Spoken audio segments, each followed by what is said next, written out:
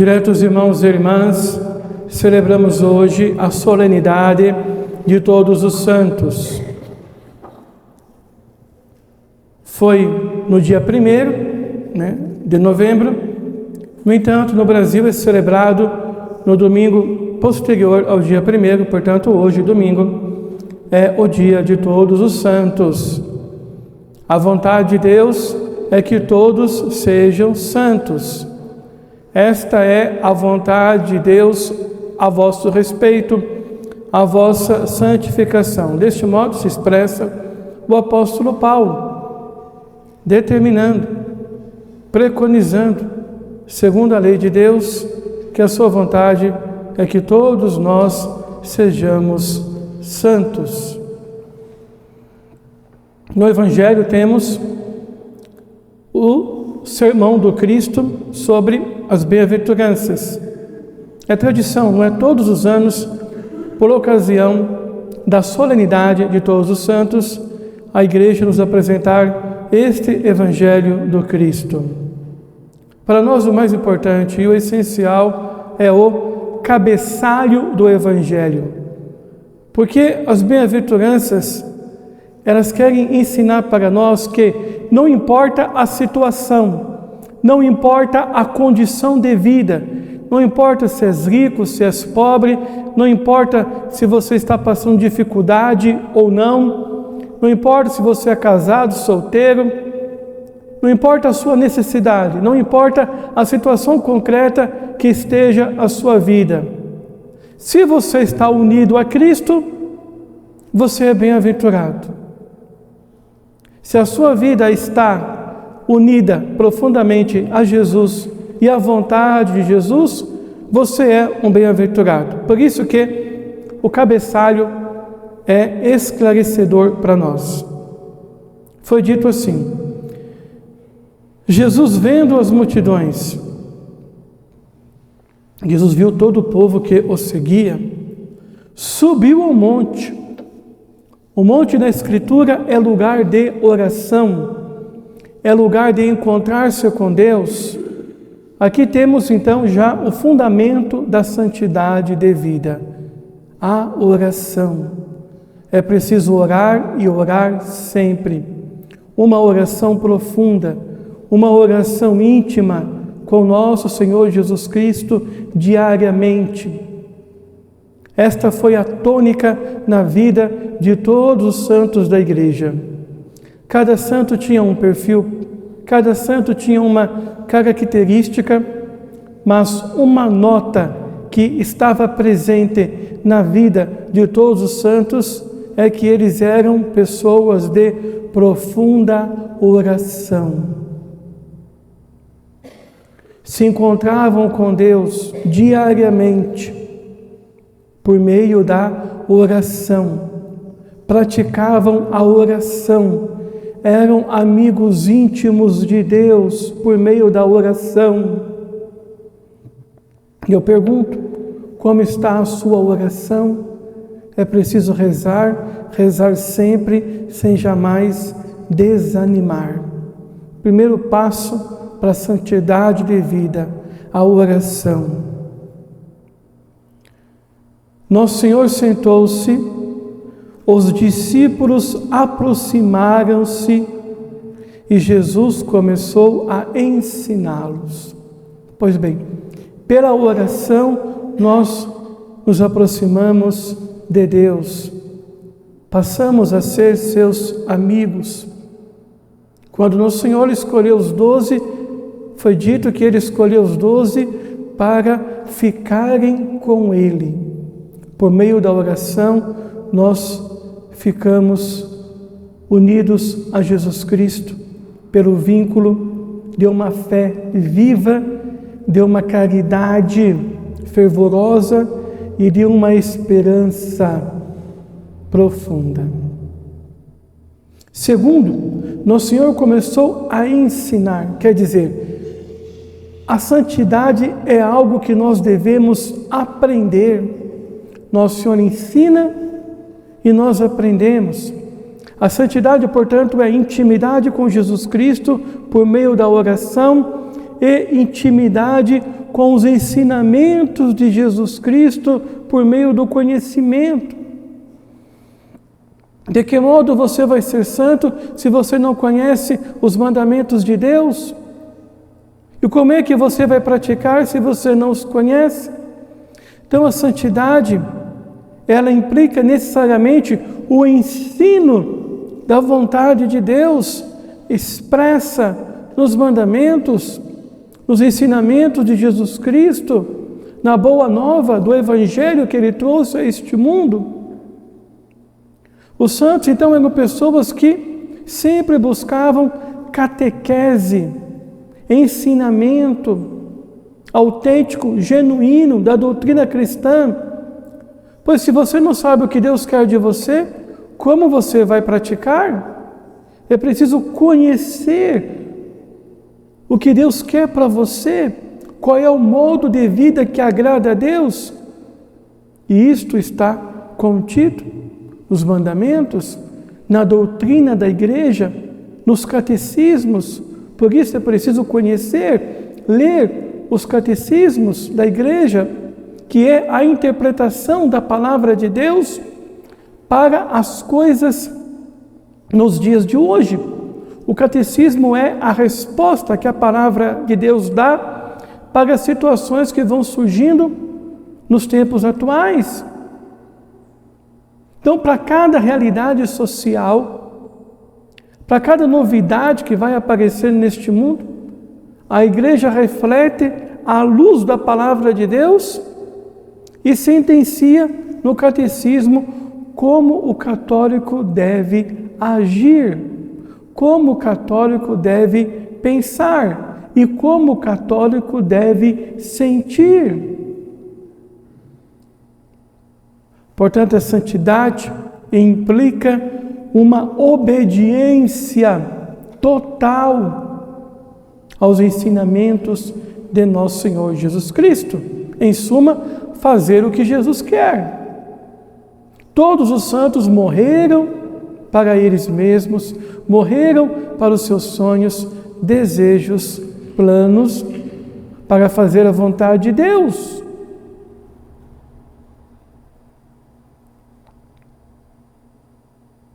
Além da oração, além do conhecimento da doutrina de Cristo, o que Cristo pede para eu viver, nós temos os sacramentos da igreja. Porque quem faz o santo é Deus. O santo é uma produção divina. E é por meio dos sacramentos que Deus nos comunica a sua santidade. Então, a primeira leitura, aliás, a segunda leitura, tratou para nós do sacramento do batismo, que é a porta dos demais sacramentos. Caríssimos, vede que grande presente de amor o Pai nos deu, de sermos chamados filhos de Deus. E nós o somos, reitera São João. Quer dizer, pelo batismo nos tornamos filhos de Deus, a graça de Deus veio morar em nós. Nos ensina São Paulo: outrora fostes trevas, mas agora sois luz no Senhor, vivei como filhos da luz.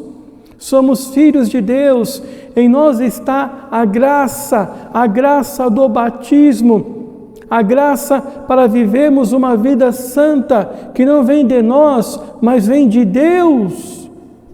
É Deus que santifica os seus escolhidos.